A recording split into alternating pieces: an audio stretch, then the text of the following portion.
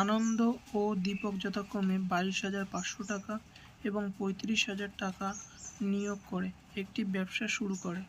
13,800 টাকা লাভ হলে দীপক তার অংশ কত পাবে? আমি এখানে লিখি আনন্দ, এখানে দীপক,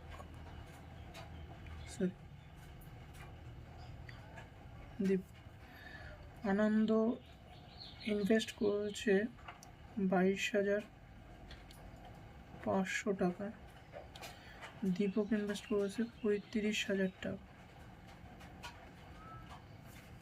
আর তাদের লাভ্যাংশ হয়েছে 13,800 টাকা।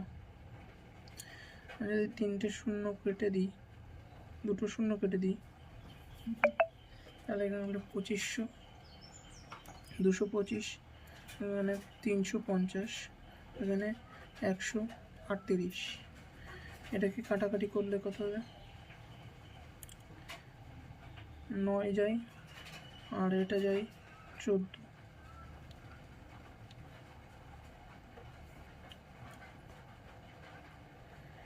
তো 23, 9 আর 14 যোগ করলে হয় 23। এই 23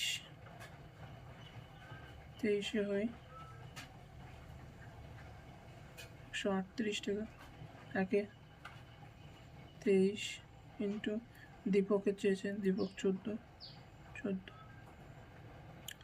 এই 23 দিয়ে কাটলে হয় 6 23 138, 6 14 48, 84, 6 7 84, 84,000 টাকা। এটা অ্যান্সার টাকা।